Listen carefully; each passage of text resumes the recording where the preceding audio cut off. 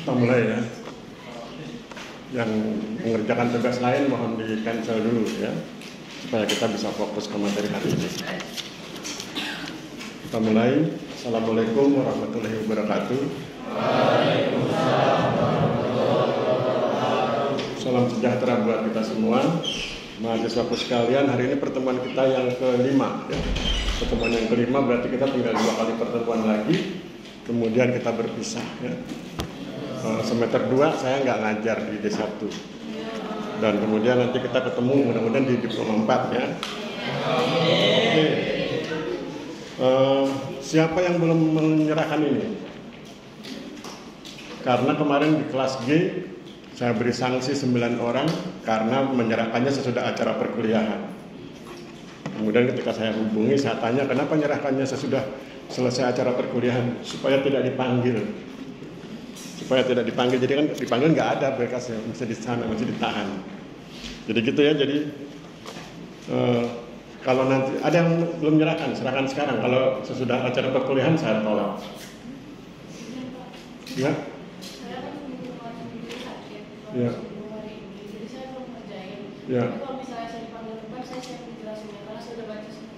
Ya, tapi lain kali buat kan cuma 1 halaman. Ya. Ya. Buat ya lain kali. Sakitnya kapan? Sakitnya seminggu. Anemia minum apa? Kan bisa minum vitamin, tonikum gitu kan? Anemia kan kurang darah. Harus bisa diatasi ya. Nanti kalau Anda jadi kepala kantor nggak bisa alasan itu. Anda jadi kepala kantor, kemudian ditugaskan melaksanakan PTSL 10.000 bidang. Kemudian datang ke Kanwil, kepala kantor wilayah. Mana Mbak yang 10.000 bidang? Belum bisa Pak, seminggu ini saya anemia. Oh nggak bisa. Di birokrasi, di bisnis itu nggak ada toleransi ya. Itu 0 toleransi kalau di bisnis dan di birokrasi. Karena kan jalurnya jalur komando ya. Oke, jadi nanti buat Mbak ya. Dan jangan mengandalkan yang Anda kuasai, karena segala sesuatu yang Anda kuasai itu harus dibuktikan dengan eviden, namanya bukti. Yang ada di kepala Anda kan saya nggak bisa baca. Yang saya bisa baca tulisan Anda, bukan isi kepala Anda ya. Kan kecuali saya dukun. Kalau dukun bisa baca isi kepala orang ya. Gitu ya. Oke, jadi itu nasihat saya supaya kita kemudian bisa belajar bersama. Pengalaman saya jadi mahasiswa, ketika saya jadi mahasiswa, kuliah itu 90% serapannya. Saya itu lebih menyerap ketika kuliah, menghadiri kuliah daripada ketika saya belajar sendiri. Nah, belajar di rumah atau dulu saya masih di kos ya. Dulu belum ada asrama teman saya. Belajar di rumah itu tinggal 10 atau 20%, selebihnya sudah di perkuliahan itu. Dan dulu saya paling hobi berdebat sama dosen. Ya, jadi itu bisa membuat Anda menjadi lebih happy, cara belajarnya lebih enak. Jadi kalau sekarang kan sedang Piala Dunia, daripada belajar mendingan nonton Piala Dunia ya. Nanti malam Maroko lawan Prancis. Saya pegang Prancis ya. Kan Prancis sudah berapa kali juara dunia dia sudah katanya harus yang berpengalaman. Oke. Ya. Oke. Sekarang kita akan panggil 5 orang ya, 5 orang ke depan. Tapi kalau ada yang sukarela lebih bagus. Yang laki-laki lah. Kemarin kan perempuan 3 orang sukarela. Sekarang laki-laki coba 3 orang sukarela. Laki-laki masa nggak ada. Angkat tangan dulu supaya saya bisa fokus. Angkat tangan. Raise hand. Masa nggak ada? Saya tanya sekarang, angkat tangan ya. Kalau pertanyaan saya benar, angkat tangan. Siapa di antara Anda yang laki-laki?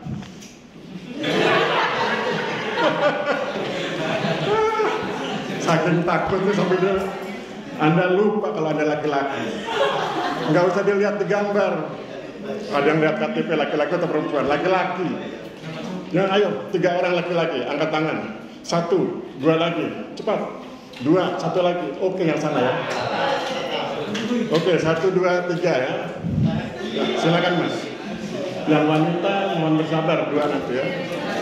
Silakan Mas. tampil di depan itu bukan untuk dimarahi ya, tampil di depan itu untuk berlatih. Anda kan harus, jadi begini, PPKN itu punya dua fungsi buat Anda. Pertama untuk membangun kapasitas diri, yang kedua untuk administrasi pendidikan. Administrasi itu nilai itu administrasi. Tapi yang penting kan kemampuan Anda. Belajar Pancasila itu bisa menginspirasi Anda. Belajar kewarganegaraan itu membangun wawasan. Inspirasi dan wawasan itu penting untuk kemajuan Anda sebagai pribadi. Ya. Ditambah nanti tampil di depan, public speaking, ya. Kemampuan berbicara di depan umum.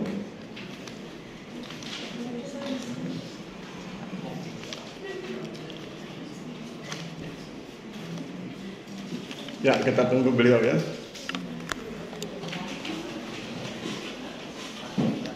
Hari ini apa sarapannya di asrama? Nugget. Oh, nugget apa? Ikan, daging. Ukurannya seberapa? Segini? Segini ya? Oke. Kita pernah sama-sama mahasiswa ya. Kalau zaman saya dulu paling senang melihat kalau makan itu, saya kan nggak ada asrama dulu, kita di kos. Jadi kalau kita sarapan pagi ke warung itu rame-rame rombongan 5 atau 10 orang, yang kita pesan apa? Ayam. Wah, pedagangnya sudah senang pesan ayam. Terus kita bilang, pas foto Pak, ayamnya segini pas foto. Cuma kepala doang. Oke, silakan.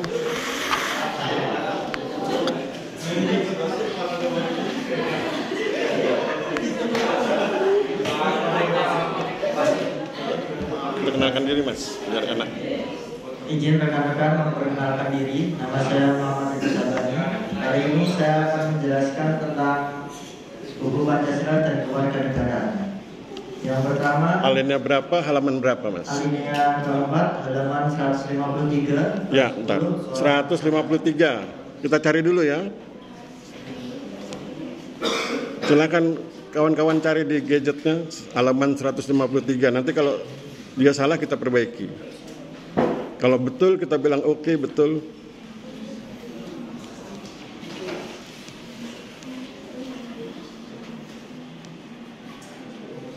Seratus 153.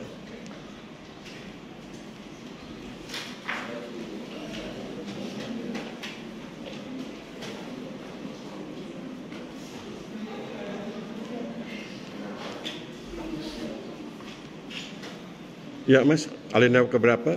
Alinea keempat, yang di aspek wawasan Nusantara. Oke, silakan. Ya, kita dengarkan ya. Alinea ini membahas tentang beberapa aspek wawasan Nusantara, lebih tepatnya falsafah Pancasila. Pancasila adalah dasar dalam terjadinya wawasan Nusantara dari nilai-nilai yang ada dalam Pancasila. Alasan saya memilih alinea tersebut karena menjelaskan nilai-nilai falsafah Pancasila dan caranya adalah: 1. Penerapan HAM atau hak asasi manusia. Contohnya, pemberian kesempatan dalam menjalankan ibadah sesuai dengan agama yang diyakininya.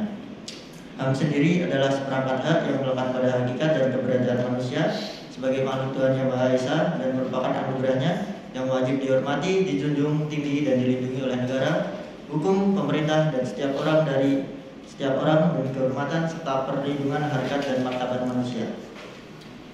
Memprioritaskan pada kepentingan masyarakat daripada kepentingan individu serta golongan. Hal ini dapat kita lihat dari contoh beberapa orang yang merelakan tanah atau bangunan untuk diambil pemerintah sebagai kepentingan sarana umum seperti jalan maupun bandara. Oke, saya koreksi.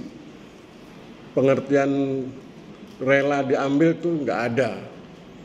Harus ada ganti rugi ya.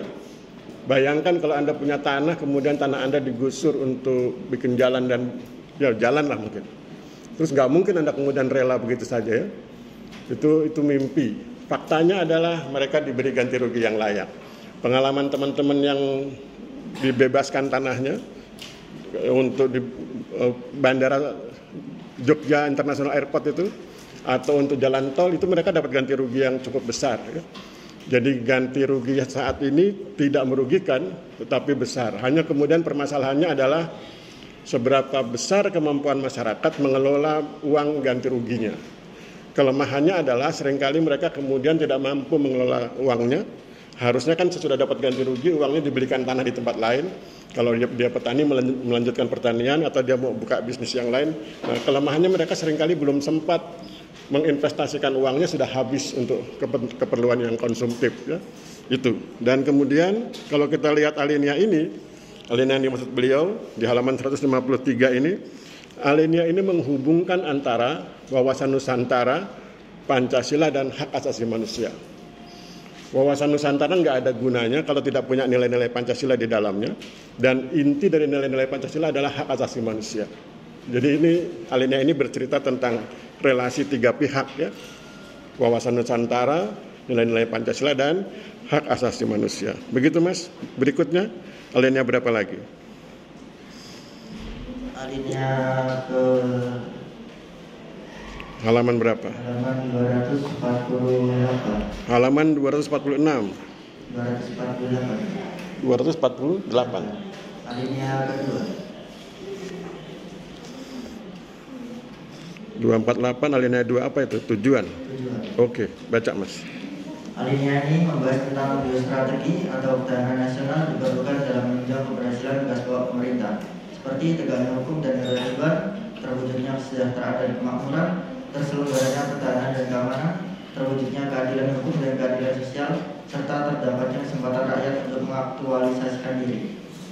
Alasan saya memilih alinea ini adalah karena memberikan gambaran seperti apa tujuan dari ketahanan nasional, di mana geostrategi sendiri adalah geopolitik yang dalam pelaksananya yaitu kebijaksanaan pelaksanaan dalam menentukan tujuan, sarana-sarana, serta penggunaan sarana-sarana tersebut guna mencapai tujuan nasional dengan memanfaatkan konstelasi suatu negara. Seperti tujuan ketahanan nasional tadi, seperti tegaknya hukum dan ketertiban rakyat, terwujudnya kesejahteraan dan kemakmuran umum, terselenggaranya pertahanan dan keamanan baik dari luar maupun dalam negeri, serta terwujudnya keadilan hukum dan keadilan sosial di masyarakat. Oke, bagus ya. Terakhir, halaman berapa? Halaman 256. 256. Alinea pertama. Ya. Ya. Alinea ini membahas tentang manusia hidup tidak akan dapat dipisahkan dari apa yang kita sebut sebagai konflik, sehingga dapat dipastikan bahwa usia konflik yang ada saat ini sama dengan usia saat adanya kehidupan manusia. Alasan saya memilih alinea ini adalah karena konflik itu sendiri merupakan suatu hal yang tidak dapat dipisahkan dengan kehidupan manusia. Konflik sendiri biasanya melibatkan berbagai macam aktor di dalamnya, sehingga dibutuhkan pihak yang peduli pada resolusi konflik. Resolusi konflik memiliki sebuah posisi yang sangat penting dalam sebuah evolusi dan dinamika konflik terbaru beserta analisisnya. Tujuannya untuk sebuah bentuk bantuan yang digunakan untuk menanggulangi dinamika konflik serta memberi peluang untuk terbukanya sebuah dialog guna mencari titik terang dari konflik tersebut. Ya, saya pikir oke ya. Saya ingin tambahkan sedikit. Yang beliau sampaikan sudah bagus, tapi saya ingin tambahkan sedikit. Kalau nanti Anda ingin memperdalam teori konflik, Anda masuk di diploma 4 di semester 3 ketemu saya di mata kuliah sosiologi agraria. Di sosiologi agraria itu dibahas segala macam teori termasuk teori konflik. Nah, kenapa konflik itu terjadi? Karena ada perbedaan kepentingan, perbedaan kebutuhan, perbedaan kewenangan, dan perbedaan kekuasaan. Anda dengan saya berbeda kewenangan. Ya, saya berwenang mengatur agar kelas ini tertib, Anda berwenang mengatur diri Anda agar sesuai atau tidak sesuai dengan situasi kelas. Itu kan berbeda kewenangan. Saya punya kekuasaan, Anda punya kekuasaan. Seringkali itu berbenturan. Kebutuhan saya, keinginan saya sebagai dosen seringkali berbenturan dengan kebutuhan dan keinginan Anda sebagai mahasiswa. Sebagai dosen, saya ingin kelas tertib, kemudian Anda dapat nilai terbaik. Sebagai mahasiswa, Anda mungkin sama, ingin dapat nilai terbaik, tapi kadang-kadang Anda punya kebutuhan lain. Misalnya ingin santai, ingin tidak melaksanakan tugas, dan lain sebagainya. Nah, itu kemudian berbenturan. Pertanyaannya adalah, apakah konflik itu penting? Jawabannya penting. Nanti Anda baca bukunya Louis Althusser tentang fungsi konflik. Konflik itu penting untuk mengetahui kebutuhan para pihak. Misalnya saya dengan Anda berkonflik begitu ya, maka kemudian saya jadi mengerti, oh Anda butuh, misalnya butuh istirahat, butuh hiburan, misalnya begitu, butuh makan siang. Jadi nggak boleh saya tiba-tiba bikin acara dari pagi sampai malam, tanpa makan siang, kan nggak boleh begitu. Ya, itu kemudian menjadi penting untuk berkonflik agar diketahui kebutuhan masing-masing. Persoalannya bukan pada konfliknya, tetapi pada manajemen konfliknya. Kalau nanti Anda jadi kepala kantor juga begitu. Kalau Anda jadi kepala kantor, Anda menangani banyak orang, kan punya kepentingan yang berbeda. Maka kemudian bagaimana manajemen konfliknya? Bagaimana mengatasi agar perbedaan kepentingan, perbedaan kekuasaan, perbedaan kewenangan itu tidak kemudian berbenturan menjadi sesuatu yang destruktif, yang merusak, terutama benturan fisik ya. Itu yang kemudian harus dihindari. Oke, saya pikir cukup ya, sudah 3 ya. Oke, aplaus buat beliau, terima kasih. Ya, Muhammad, kenapa tulisan kecil sekali? Muhammad siapa? Muhammad Rinus Sabani. Oke. Kalau nulis yang nanti kalau ujian yang besar ya hurufnya huruf kapital aja. Jangan ini kayak huruf Arab ya. Oke, Muhammad Rinus Sabani. Kelihatannya dia menguasai materinya. Yang kedua tadi siapa? Ya, maju Mas. Silakan. Jadi Anda memang perlu dipaksa ya untuk tampil ke depan. Dipaksa untuk tampil. Ya, silakan. Perkenalkan diri, Mas. Assalamualaikum warahmatullahi wabarakatuh. Waalaikumsalam. Perkenalkan, nama saya Muhammad Haris Ridwan. Di sini saya akan membahas tentang alinea ketiga halaman 115. 115.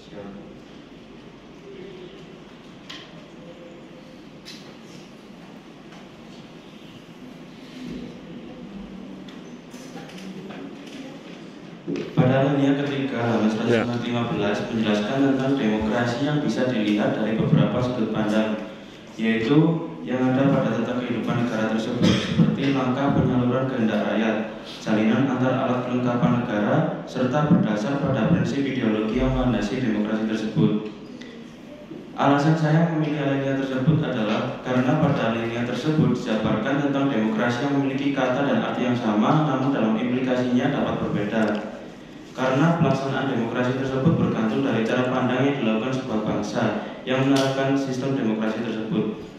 Sebagai contoh yaitu negara Amerika Serikat dan negara kita Indonesia sama-sama menggunakan sistem demokrasi, namun terjadi anomali demokrasi di negara Amerika, yaitu yang kuat menindas yang lemah. Para pribumi di sana yaitu suku Indian tidak dapat menguasai negaranya karena kalah modal dan jumlah dengan orang Eropa yang merupakan pendatang. Hal ini menunjukkan demokrasi di Amerika memang dilandasi dengan kapitalisme. Oke ya, jadi alinea ini bicara tentang keanekaragaman demokrasi. Namanya sama, demokrasi. Semua negara menyebut dirinya negara demokrasi, tapi kemudian Anda lihat perbedaannya di berbagai negara. Amerika Serikat menyebut dirinya demokrasi, tentu pahamnya adalah liberal kapitalis, ya kita sudah paham itu. Kemudian Inggris juga liberal monarki. Ya, ada perdana menteri dan kemudian kepala negaranya adalah raja atau ratu. Sekarang raja ya. Nah itu Inggris. Kemudian Korea Utara juga menyebut dirinya sebagai negara demokrasi, Republic Democratic of Korea. Mereka menyebut dirinya demokrasi. Apa alasannya? Karena menurut mereka kepemimpinannya itu didasarkan untuk kepentingan rakyat oleh rakyat. Bagaimana cara memahaminya? Mereka bilang rakyat itu menyampaikan aspirasinya lewat Partai Komunis Korea. Kemudian Partai Komunis Korea memilih pemimpin di antara mereka dan kemudian ketemu pemimpin yang satu. Dan tentu di dalamnya ada intrik ya, itu di Korea Utara.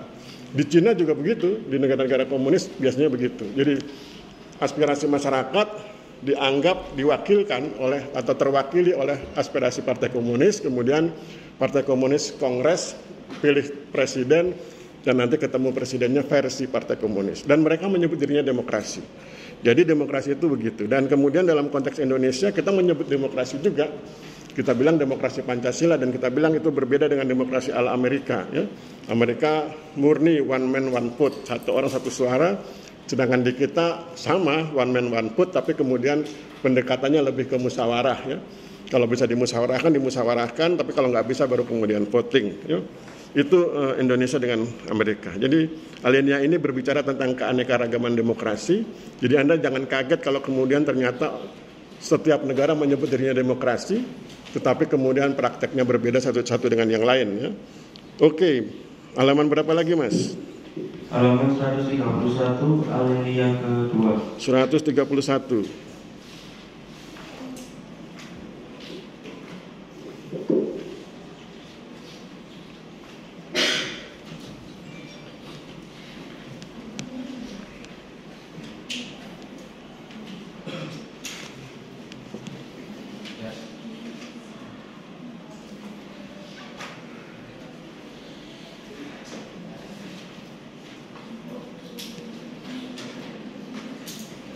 131 alinea ke? Alinea kedua. Ya, silakan. HAM ya? Iya. Ya. Pada alinea kedua halaman 131 membahas tentang kesadaran HAM yang berarti pengakuan bahwa semua manusia memiliki derajat dan martabat yang sama, dan pengakuan terhadap HAM tersebut memiliki dua landasan, yaitu kodrat manusia dan Tuhan menciptakan manusia. Alasan saya memilih alinea tersebut adalah pada alinea tersebut secara gamblang mengatakan bahwa semua manusia itu sama derajatnya, sehingga tidak ada alasan untuk menganggap derajat suatu golongan atau pribadi lebih rendah dibanding golongan atau pribadi lainnya. Manusia pada dasarnya dilahirkan sama dan sederajat. Yang bisa dan boleh membedakan dalam artian tinggi rendahnya hanyalah Tuhan, tidak dari amalan manusia tersebut.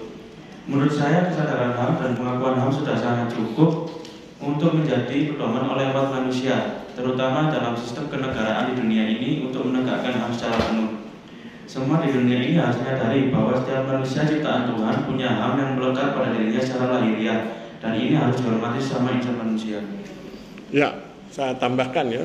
Kalau bicara tentang HAM, hak asasi manusia itu bukan pemberian negara.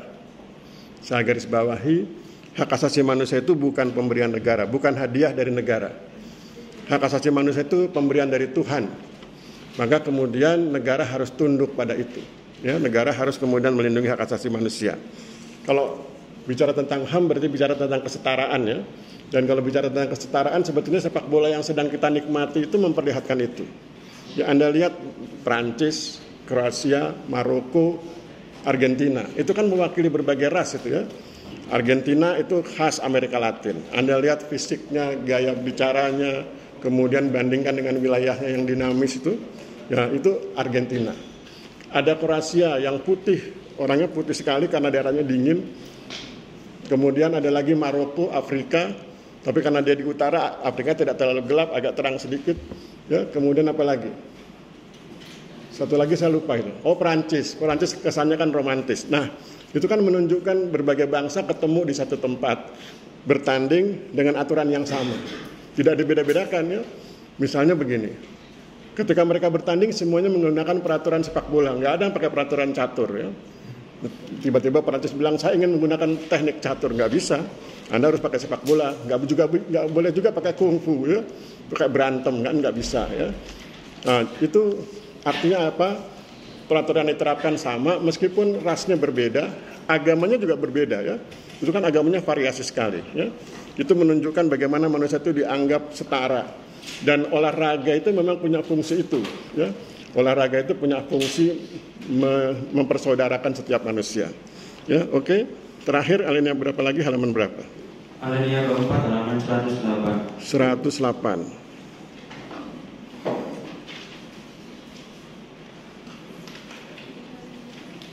Oke, alinea keempat 108. Silakan Mas. Pada alinea keempat halaman 108 membahas tentang ciri khas negara-negara yang mendasarkan dirinya atas demokrasi konstitusional undang-undang dasar, yaitu kekuasaan pemerintah yang terbatas. Ya.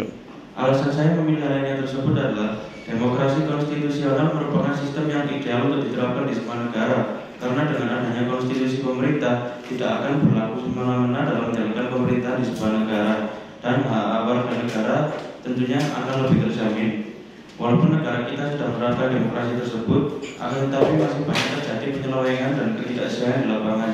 Namun setidaknya pemerintah masih dibatasi sehingga rakyat Indonesia masih mempunyai banyak kesempatan dan peluang menciptakan negara Indonesia yang ideal berdasarkan konstitusi. Ya, konstitusi dan demokrasi itu seperti saudara kembar ya. Tidak ada demokrasi tanpa konstitusi dan tidak ada konstitusi tanpa demokrasi. Meskipun tadi sudah saya sampaikan demokrasinya versi negara-negara itu bisa berbeda. Demokrasi versi Cina atau demokrasi versi Amerika Serikat. Itu bicara tentang konstitusi dan demokrasi. Bicara tentang konstitusi juga Anda harus paham ada bedanya ya. Konstitusi di Indonesia dengan di Amerika Serikat sama, yaitu sama-sama ada dalam satu dokumen ya. Terkodifikasi dalam satu dokumen, itu gaya Indonesia dan Amerika Serikat. Gaya Inggris lain lagi. Konstitusi gaya Inggris dia tidak terkodifikasi dalam satu dokumen tapi tersebar dalam berbagai dokumen. Sehingga kemudian kalau Anda mencari konstitusi Inggris harus lihat dokumen A, B, C, D dan seterusnya ya. Itu gaya berkonstitusi dari beberapa negara. Oke, saya pikir sudah cukup ya, sudah 3 alinea. Aplaus buat beliau, terima kasih.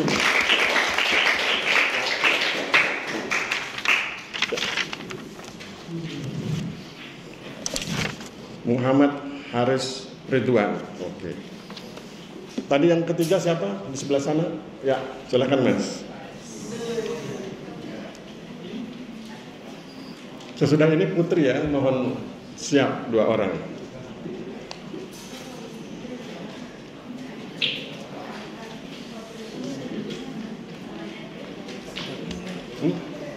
Pertanyaannya gini Pak. Iya, nggak apa-apa, omong aja. Ini belum kau serahkan? Tadi belum, karena mau maju tuh Pak. Oh, lain kali serahkan. Ya. Kalau kamu nggak maju kan nggak diserahkan akhirnya. Ya, oke. Assalamualaikum warahmatullahi wabarakatuh. Perkenalkan, nama saya Kak Ibrahim. Jadi alinea yang saya pilih pertama itu alinea kedua di halaman 115. 115 ya. Ya, ntar saya cari dulu. Alinea kedua.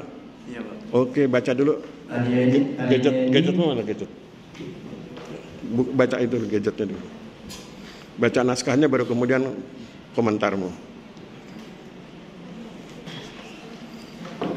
Di alinea ini tertuliskan demokrasi adalah bentuk pemerintahan yang semua warga negaranya memiliki hak setara dalam pengambilan keputusan yang dapat mengubah hidup mereka. Demokrasi mengizinkan warga negara berpartisipasi baik secara langsung atau melalui perwakilan dalam perumusan, pengembangan, dan pembuatan hukum. Demokrasi mencakup kondisi sosial, ekonomi, dan budaya yang memungkinkan adanya praktik kebebasan politik secara bebas dan setara. Keanekaragaman ini muncul disebabkan kebudayaan bangsa di dunia ini berlainan hingga didapati berbagai macam demokrasi juga sebagai salah satu sisi dari penjelmaan hidup bermasyarakat. Oke, apa yang menarik dari alinea ini yang bisa kita diskusikan? Di sini pertanyaan saya itu Pak, apakah pengertian tersebut sudah terlaksana dengan baik di negara kita? Sedangkan sekarang rakyat biasa seperti kita saja bisa dibilang sulit untuk menyampaikan aspirasinya Pak. Bagaimana bisa kita memiliki hak yang setara? Oke, sekarang kita perdalam ya pertanyaannya. Karena kamu bilang rakyat sulit menyampaikan aspirasi ya? Bisa nggak kamu tunjukkan apa sulitnya menyampaikan aspirasi? Kayak misalkan kita menyenggol suatu organisasi gitu Pak. Ya, kan terus? mereka misalkan tidak sependapat gitu sama kita Pak. Terus? Gimana jalannya Pak? Kamu bilang kan sulit menyampaikan aspirasi. Buktikan bahwa itu sulit menyampaikan aspirasi. Kayak sekarang tuh orang-orang pada takut untuk menyampaikan aspirasinya Pak, karena kayak nggak diberi kebebasan gitu. Iya, apa apalagi betul? Karena ada UU ITE itu Pak. Yang misalkan kita komen di sosial media. Menyampaikan aspirasi apakah harus komen di sosial media? Kan tidak harus. Menyampaikan aspirasi itu banyak sekali caranya ya. Menyampaikan aspirasi itu bisa Anda lakukan melalui media sosial misalnya, tetapi dengan catatan jangan melakukan body shaming, jangan menghina fisik, jangan menghina orang, jangan menghina sara, suku, agama, ras, adat istiadat. Sepanjang Anda tidak menghina nggak ada masalah itu. Tinggal Anda kritik saja misalnya. Misalnya Anda mengkritik X ya, atau mengkritik instansi tertentu. Sebut aja ada kelemahan dalam hal bla bla bla, tapi jangan terkesan menghina. Itu memang perlu, itu yang saya bilang perlunya public speaking. Itu perlunya Anda belajar wawasan, itu perlunya Anda berlatih bicara, itu perlunya Anda banyak membaca agar perbendaharaan kata yang ada di kepala Anda itu nggak sempit. Kalau perbendaharaan kata yang ada di kepala Anda sangat sempit, maka Anda sulit memilih kata-kata yang baik. Yang ada cuma kata-kata umpatan, cacian, itu emosional, diwujudkan dengan cara itu. Tapi kalau Anda punya kemampuan, coba Anda perhatikan Rocky Gerung. Ya. Rocky Gerung itu betapa kerasnya kritiknya. Tapi kan Undang-Undang ITE nggak pernah berhasil menjaring beliau. Karena beliau memilih diksi, memilih kata yang tidak terkena dalil hukum ya. Itu maka kemudian itu kan perlu kemampuan berpikir cerdas, perlu kemampuan memahami perbedaan kata. Jadi kalau dibilang sulit, saya pikir enggak juga. Itu kalau di media sosial. Atau Anda bisa menyampaikannya ke parlemen, kan ada DPR, DPRD, dan seterusnya. Begitu, jadi kalau dibilang sulit, enggak. Kalau Anda mau demonstrasi diizinkan. Yang penting izin menyampaikan informasi ke polisi bahwa Anda akan demonstrasi dengan jumlah sekian orang di wilayah mana, supaya kemudian polisi bisa mengamankan Pengertian mengamankan itu adalah mencegah anarkisme.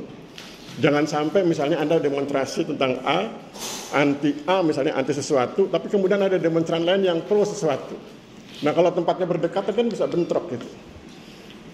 Nah itu yang diatur oleh kepolisian. Jadi kalau dibilang sulit menyampaikan aspirasi, saya pikir enggak juga. Makanya saya minta beliau tunjukkan di bagian mana. Nanti saya akan tunjukkan bagian itu bisa diatasi. Begitu. Bagian mana sulitnya menyampaikan aspirasi. Yang kemudian nanti kita bisa atasi itu. Bisa ada solusinya itu loh. Misalnya kalau Anda bilang khawatir dengan undang-undang ITE, maka kemudian caranya adalah jangan menghina body shaming, menghina fisik, jangan menghina suku, agama, ras, adat istiadat. Sudah, itu saja. Jangan menghina pribadi juga. Ya. Body shaming itu kan menghina pribadi orang. Begitu, sepanjang itu tidak Anda lakukan, aman-aman saja tuh. Lihat aja Rocky Gerung ya. Rocky Gerung itu betapa pedas kalau bicara. Kata dungu dan lain-lain. Tapi kan nggak ada undang-undang ITE yang terkena. Karena dia pilih terminologinya itu tidak ditujukan pada seseorang. Ya, jadi kelincahan berbahasa itu. Nah, nanti kalau Anda penasaran, Anda bisa lihat di YouTube ya. Kata-kata Rocky Gerung dan bagaimana Rocky Gerung bisa terhindar dari jeratan undang-undang ITE. Terus apa lagi? Yang kedua ada di alinea 6 di halaman 116. 116. Alinea ke 6. Oke, yang mana itu Mas? Yang menjelaskan ciri-ciri demokrasi yang ciri tanggung jawab. Oke. Kan di sini dibuat ciri tanggung jawab itu merupakan ciri-ciri demokrasi yang berkaitan dengan tanggung jawab dari pihak yang telah terpilih. Ya, terus? Pertanyaan saya di ini Pak, bagaimana tanggapan yang harus kita miliki jika pihak yang terpilih tersebut tidak bertanggung jawab? Karena itu kan sama sekali tidak mencerminkan ciri-ciri demokrasi tersebut. Ya, sekarang begini, kalau Anda bicara demokrasi kan bicara tentang banyak orang, ya? Tidak hanya bicara tentang satu orang. Contoh, di Indonesia itu ada 500 lebih kabupaten kota. Di Indonesia ada 500 lebih kabupaten kota. Kemudian Anda punya kenalan seorang bupati atau wali kota di suatu tempat. Kemudian Anda merasa bupati dan wali kota itu tidak amanah, tidak tanggung jawab.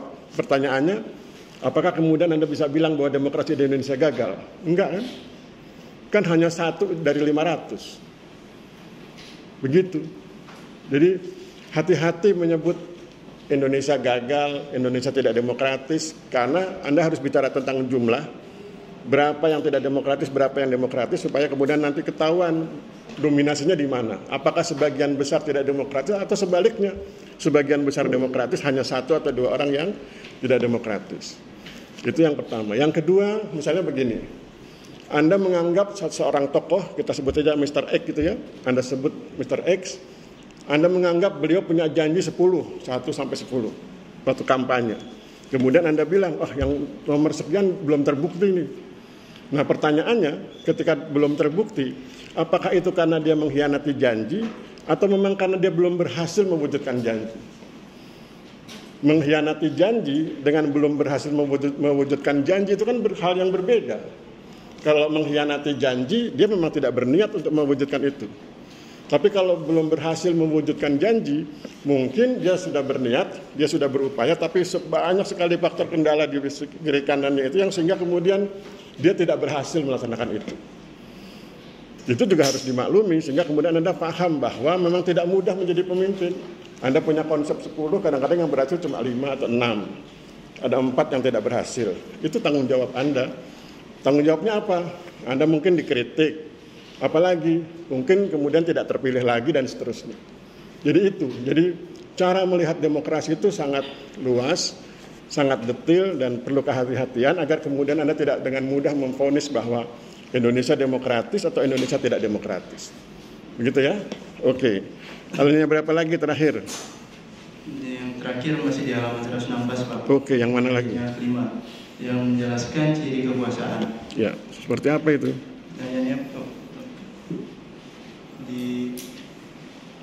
Di alinea tersebut tertulis ciri kekuasaan itu merupakan ciri-ciri demokrasi yang berkaitan dengan adanya pembagian kekuasaan dan pembicaraan kekuasaan dan berbau kekuasaan itu Pak. Ya, terus? Jadi pertanyaan saya, mengapa masih ada para penguasa yang menyalahgunakan kekuasaannya Pak? Padahal sudah jelas-jelas. Kalau itu termasuk ciri-ciri demokrasi, dan kita membutuhkan penguasa yang amanah dengan kekuasaan yang telah dimilikinya. Ya, kalau kemudian Anda belajar bahwa demokrasi itu punya ciri, ada sekian banyak ciri, salah satunya ciri kekuasaan. Tapi kemudian Anda melihat ada beberapa, satu atau dua orang yang ternyata tidak amanah dalam kekuasaannya. Kemudian kan Anda tidak bisa serta-merta bilang demokrasinya salah ya. Yang salah bukan demokrasinya, yang salah yang bersangkutan. Dan tentu kalau dia tidak amanah, kalau itu berkaitan dengan uang negara, dia akan segera ditangkap oleh KPK. Ya. Kalau dia tidak amanah dan itu berkaitan dengan keuangan negara, tentu dia akan segera ditangkap oleh KPK. Kalau belum, tentu sedang dalam proses. Karena kan KPK nggak boleh sembarang nangkap orang ya. Dia minimal harus punya 2 bukti yang kuat, baru kemudian boleh ditangkap. Itu kan prosedur hukum. Ya, jadi hati-hati menilai tentang demokrasi. Tadi saya sudah pesan ya. Hati-hati menilai demokrasi karena demokrasi itu luas, dipraktekkan oleh banyak orang. Dalam konteks Indonesia saja ada 500 lebih bupati wali kota. Maka kemudian tadi saya bilang kalau ada satu bupati yang salah, tentu kan bukan berarti demokrasinya salah. Tentu bupati yang salah itu yang kemudian diproses. Ya, begitu sama. Jadi kekuasaan juga begitu ya. Yang penting adalah demokrasi itu kan sama seperti ideologi, sama seperti Pancasila. Dia berisi cita-cita, ideologi itu kan cita-cita. Dia ingin begini, ingin begini, ingin begini. Dianjurkan begini, dianjurkan begini. Diharapkan begini, diharapkan begini. Tapi kemudian yang bersangkutan kemudian tidak melaksanakan, itu kan kesalahan yang bersangkutan. Pancasila bilang harus religius, humanis, nasionalis, demokratis, populis. Tapi ternyata sang pemimpin tidak religius, tidak humanis, tidak nasionalis, tidak demokratis, tidak populis. Tetapi jadi pemimpin, ya itu kan takdir Tuhan. Tapi kan yang salah bukan Pancasilanya, yang salah beliaunya itu. Ya. Sama demokrasi juga begitu. Ya. Oke Mas, saya pikir cukup ya, sudah 3 slide. Oke, 3 alinea ya. Oke, applause buat beliau, terima kasih. Ya.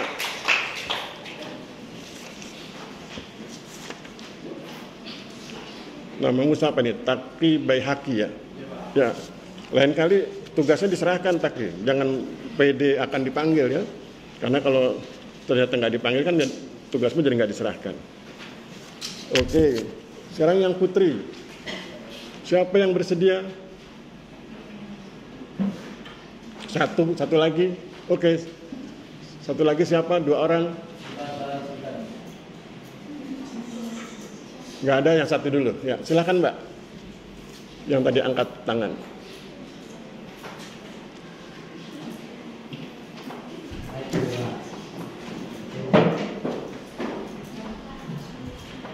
Terlalu sempit ya. Kelasnya kurang besar. Silakan Mbak.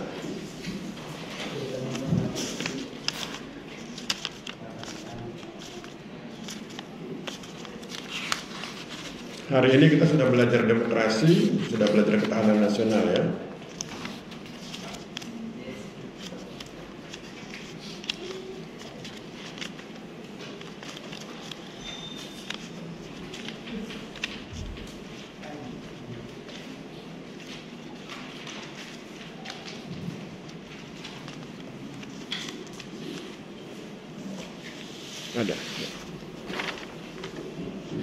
Ada bawa gadget ya? Nggak ada.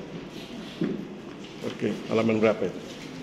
Yang pertama yaitu pada halaman 237. 237. Bab 14 alinea 1 dan 2. Halaman berapa Mbak? Pelan-pelan. 237. Halaman 237 ya, kita cek. Mohon Anda buka juga ya. 237. Supaya yang kita diskusikan Anda paham.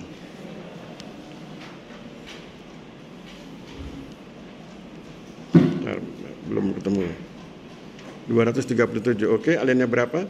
1 dan 2. 1 dan 2 yang sejak proklamasi dengan meskipun itu ya. Oke, silakan. Tentang ketahanan nasional sebagai geostrategi Indonesia. Ya. Adapun latar belakang dari pembahasan ini menjelaskan tentang awal proklamasi kemerdekaan bahwa bangsa dan negara Indonesia tidak luput dari gejolak dan ancaman dalam negeri yang nyaris membahayakan kelangsungan hidup bangsa dan negara. Demikian dengan hal ini, bangsa Indonesia telah mampu mempertahankan kemerdekaan dan kedaulatan terhadap ancaman dari luar meskipun dihadapkan dengan berbagai tantangan. Negara Kesatuan Republik Indonesia masih tetap tegak berdiri sebagai suatu bangsa dan negara yang merdeka, bersatu, dan berdaulat. Hal tersebut membuktikan bangsa Indonesia memiliki keuletan dan ketangguhan untuk mengembangkan kekuatan nasional dalam mengatasi setiap bentuk tantangan, ancaman, hambatan, dan gangguan. Alasan saya memilih alinea tersebut yaitu dalam hal ini sebagai anak bangsa dan negara, perlu dan pentingnya kita sebagai mahasiswa mengetahui dan memperdalam dan mempelajari bahwa ketahanan merupakan cerminan bagi kehidupan nasional sebagai geostrategi bagi bangsa dan negara Indonesia. Adapun alasan yang kedua yaitu untuk memahami mengapa ketahanan nasional diwujudkan menjadi geostrategi di Indonesia. Bahwa tujuan dari geostrategi adalah mengembangkan potensi secara nasional serta membantu menunjang tugas pemerintah Indonesia mulai dari ketertiban, meningkatkan kesejahteraan, kemakmuran, pertahanan, keamanan, keadilan sosial, dan keadilan hukum. Oke ya, jadi alinea ini bicara tentang ketahanan nasional. Waktu itu pernah dibahas oleh Kaila kalau nggak salah ya, yang pertemuan sebelumnya ya, yang ketika bicara tentang PowerPoint itu ya, tentang ketahanan nasional. Kemudian saya selalu bilang pada Anda bahwa kalau kita belajar sesuatu, mari kita lihat apa manfaatnya buat kita pribadi. Di pertemuan yang lalu sudah dibahas, kalau belajar ketahanan nasional manfaatnya buat kita adalah kemandirian, kewibawaan, dan lain sebagainya. Nah, hari ini kita bicara tentang ATHG, ancaman, tantangan, hambatan, dan gangguan ya. Dan saya pikir dalam konteks pribadi, Anda sebagai pribadi, sebagai mahasiswa, Anda juga harus siap menghadapi itu. Ada hambatan, ada gangguan, ada kendala ketika Anda mengikuti pendidikan di STPN. Dan itu solusinya adalah keuletan. Anda harus ulet, Anda harus tangguh gitu ya. Kan kadang-kadang Anda harus mengerjakan tugas yang sekian banyak dan itu kemudian butuh ketekunan. Oke, alinea berapa lagi Mbak? Halaman berapa? Bab 9 halaman 131 alinea ketiga. 131.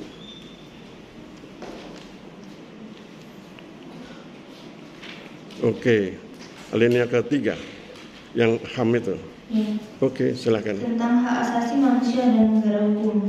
Isi dalam bab ini menjelaskan tentang konsepsi hak asasi manusia yang memiliki dua landasan, yaitu pertama landasan yang langsung dan pertama yakni kodrat manusia. Kodrat manusia adalah sama derajat dan martabatnya. Semua manusia adalah sederajat tanpa membedakan ras, agama, bahasa, dan lain-lain. Yang kedua yaitu landasan yang kedua yang lebih dalam. Tuhan menciptakan manusia. Manusia adalah makhluk dari pencipta yang sama yaitu Tuhan yang Maha Esa. Karena itu di hadapan Tuhan manusia adalah sama kecuali pada amal nantinya. Alasan untuk membahas pada bab ini adalah untuk mengetahui dan memperdalam bagi mahasiswa apa sebenarnya yang menjadi prinsip utama bagi manusia tentang hak asasinya. Hak asasi manusia merupakan sesuatu kodrat atau anugerah dari pencipta. Oleh karena itu setiap individu ada dengan sendirinya. Tidak ada pengakuan dan penerapannya dalam sistem hukum. Alasan yang kedua yaitu untuk memahami bagaimana hubungan antara hak asasi manusia dengan negara hukum.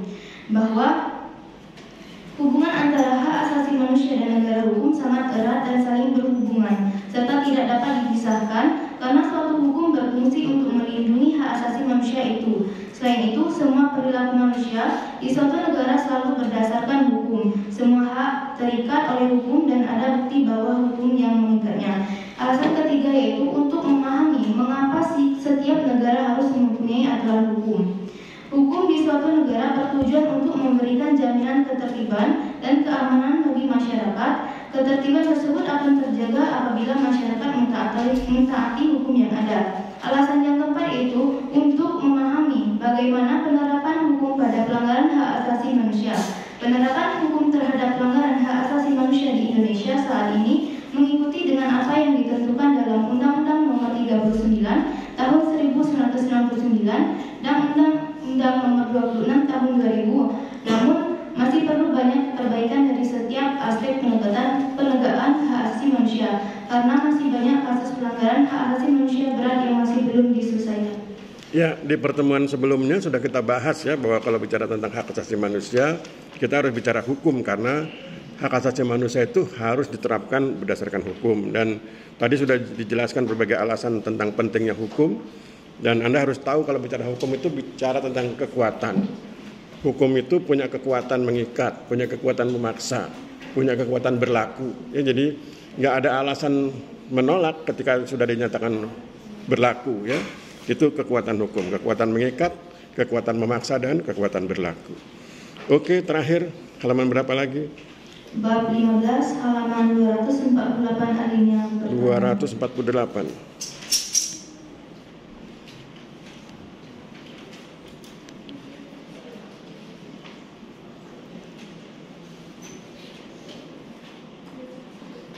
Oke, 248. Ya, tentang apa? Tentang tujuan geostrategi atau ketahanan nasional.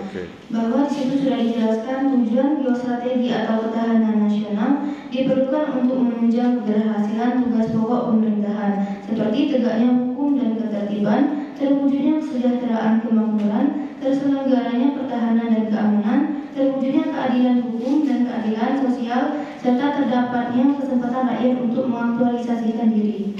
Alasan saya memilih halaman ini bahwa tujuan dan peran mahasiswa sangatlah penting dalam menjaga keikatan yang kokoh antar sesama komponen bangsa yang pada akhirnya akan memperkokoh ketahanan nasional dalam membantu tugas pemerintah Indonesia. Alasan yang kedua itu untuk memahami bagaimana mahasiswa berperan dalam memperkokoh ketahanan nasional dalam membantu tugas pemerintah Indonesia. Peran serta mahasiswa dalam meningkatkan ketahanan nasional dapat dilakukan dengan banyak hal sebagai wujud kontribusinya. Peran sederhana yang dapat dilakukan mahasiswa dalam upaya meningkatkan ketahanan nasional dapat dilakukan mulai dari lingkungan diri mahasiswa itu sendiri, seperti rajin belajar, tidak menyebarkan berita hoax, tidak melanggar hukum, tidak mencontek, saling bertoleransi, melestarikan kekayaan budaya, memakai dan mencintai produk Indonesia, serta mempunyai kepribadian dan akhlak yang terpuji. Oke ya, itu tentang geostrategi. Jadi itu strategi untuk menjaga agar eksistensi kita tetap berlangsung. Oke, saya pikir cukup ya. Terima kasih, aplaus buat beliau.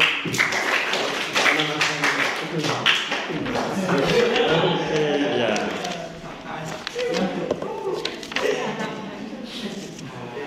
Mbak Intan ya, Intan Nurul Jana. Oke. Yang terakhir siapa? Putri. Ayo. Masa nggak ada? Kalau Komkes ada wakil Komkes, ada siapa lagi selain unsur? Sekretaris, Kailan. Bendaharanya siapa? Oh ya, bendahara, maju bendahara. Ya.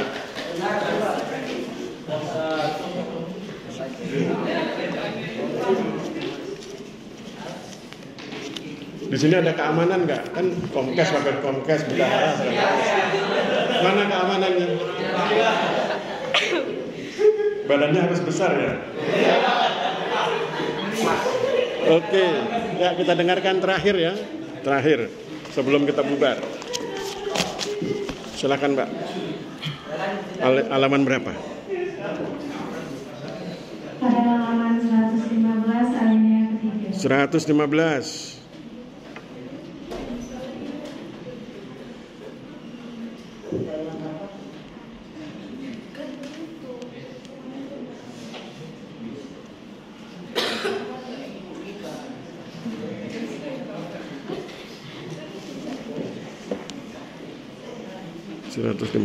Tentang demokrasi itu ya? Iya. Alinea ketiga. Oke, silakan Mbak, baca. Beberapa macam demokrasi dapat dilihat dari sebagian sudut pandang, yaitu satu, berdasarkan pada langkah penyaluran kehendak rakyat.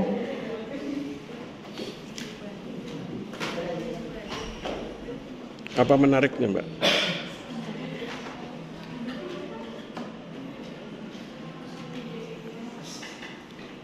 Tadi siapa yang keamanan di sini? Mana orangnya? Ayo. Yang mana yang namanya Trias? Trias namanya. Siapa namanya? Konsumsi katanya Pak. Oh, konsumsi. Kalau konsumsi penting juga itu ya. Berdasarkan pada langkah penyaluran kehendak rakyat dibagi menjadi dua. Satu, demokrasi yang mengikut sertakan setiap warga negaranya untuk bermusyawarah dalam menentukan kebijakan negara. Yang kedua, demokrasi yang dilaksanakan sistem perwakilan. Demokrasi jenis ini diterapkan atas pertimbangan kenyataan suatu negara dengan jumlah penduduk yang besar, wilayah yang luas, dan permasalahan yang semakin kompleks. Yang kedua, yang B, berdasarkan prinsip ideologi terdapat 3 demokrasi. Yang pertama, demokrasi konstitusional, yaitu demokrasi yang berlandaskan pada kebebasan atau individualisme. Yang kedua, demokrasi rakyat atau demokrasi proletar merupakan salah satu jenis demokrasi yang berhaluan marxisme atau komunisme. Demokrasi ini menginginkan kehidupan tanpa adanya kelas sosial. Yang ketiga, demokrasi Pancasila merupakan demokrasi yang berlaku di Indonesia. Demokrasi ini bersumber dari tatanan nilai sosial dan budaya dengan berasaskan musyawarah untuk mufakat. Kemudian C, berdasarkan tujuan. Terdapat 3 demokrasi. Yang pertama, demokrasi formal adalah demokrasi yang menjunjung tinggi persamaan dalam bidang politik tanpa adanya pengurangan kesenjangan dalam bidang ekonomi. Yang kedua, demokrasi material adalah demokrasi yang fokus pada upaya untuk menghilangkan perbedaan dalam bidang ekonomi, di mana persamaan dalam bidang politik diperhatikan. Yang ketiga, demokrasi gabungan adalah demokrasi yang dianut oleh negara-negara non-blok. Demokrasi gabungan berada pada jalur tengah, yakni mengambil kebaikan dan membuang keburukan dari pelaksanaan demokrasi formal dan material. Oke ya, jadi itu bicara tentang keanekaragaman demokrasi. Ya, berikutnya halaman berapa lagi? Halaman berapa?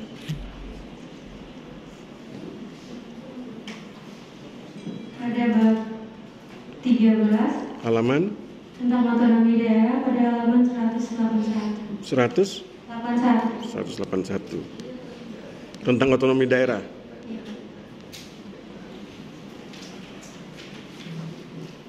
Oke, 181 otonomi daerah, silakan. Dalam Undang-Undang Nomor 23 Tahun 2014 Pasal 1 Ayat 6, mengatakan otonomi daerah adalah hak wewenang dan kewajiban daerah otonom untuk mengatur dan mengurus sendiri urusan pemerintahan dan kepentingan masyarakat setempat dalam sistem negara Republik Indonesia. Pelaksanaan otonomi daerah pada masa Orde Baru. Sejak tahun 1966, pemerintah Orde Baru berhasil membangun suatu pemerintahan nasional yang kuat dengan menempatkan stabilitas politik sebagai landasan untuk mempercepat pembangunan ekonomi Indonesia. Politik pada masa pemerintahan Orde Lama dijadikan panglima, digantikan dengan ekonomi sebagai panglimanya, dan mobilisasi massa atau dasar partai secara perlahan digeser oleh birokrasi dan politik teknokratis. Banyak prestasi dan hasil yang telah dicapai oleh pemerintah Orde Baru, terutama keberhasilan di bidang ekonomi yang ditopang sepenuhnya oleh kontrol dan inisiatif program-program pembangunan dari pusat. Ya, kalau kemudian kita bicara otonomi daerah, pertanyaannya adalah apa pentingnya otonomi daerah buat daerah, gitu ya. Maka kemudian nanti Anda bisa jelaskan bahwa otonomi daerah itu penting buat daerah dalam rangka mengoptimalisasi sumber daya daerah yang tanpa otonomi dia nggak bisa dioptimalisasi ya. Kita ambil contoh misalnya Aceh. Sebelum otonomi daerah, Aceh itu sudah punya kemampuan yang besar dalam aspek ekonomi. Dia punya tambang gas dan lain sebagainya ya. Tapi kemudian kan sebagian hasilnya itu dinikmati oleh orang-orang di Jakarta. Maka kemudian menjadi penting otonomi daerah agar kemudian orang Aceh bisa membangun wilayahnya dengan memanfaatkan sumber daya alam yang ada di wilayahnya. Begitu juga Papua, begitu juga Kalimantan dan lain-lain ya. Jadi otonomi daerah itu penting untuk memajukan daerah ketika daerah diberi kesempatan mengelola kekayaannya untuk kepentingan wilayahnya ya. Oke, terakhir Mbak, halaman berapa lagi? Pada halaman 69-70. Halaman berapa? 69. 69. Enggak boleh 69. Kan 115 sampai sekian itu ya, ada ketentuannya itu. 69 tentang apa itu? 69 atau 169? 69 Pak, tentang Pancasila sebagai sistem filsafat. Oh, nggak boleh itu sudah nggak dibahas. Itu kan Pancasila. Udah ya, kalau gitu cukup aja. Oke, aplaus buat beliau, terima kasih. Terima kasih. Siapa? Mbak Apriliana ya. Jadi hari ini kita sudah mendengarkan jalan pikiran Mbak Apriliana, kita sudah dengar tadi Intan ya, Intan Nurul Jana, kemudian kita sudah dengar dari siapa lagi, Taki Baihaqi, kemudian kita dengar pendapat Muhammad Haris Ridwan, dan yang pertama tadi Muhammad Rinus Sabani, susah namanya ya. Oke, kita sudah dengar dari 5 orang. Mudah-mudahan nanti minggu depan yang konsumsi yang tampil ke depannya. Biasanya kan konsumsi 5 orang gitu ya, kan nggak mungkin sendirian. Saya pikir pertemuan kita hari ini kita cukupkan. Terima kasih atas kesediaan Anda. Mbak Kaila sudah buat tugasnya? Tugasnya sudah buat? Oh iya, itu apa? Belum ditutup. Ya, jadi terima kasih ya Anda sudah berpartisipasi. Kita akhiri pertemuan kita hari ini. Wabillahi taufik wal hidayah. Wassalamualaikum warahmatullahi wabarakatuh. Salam sejahtera buat kita semua. Terima kasih dan selamat siang.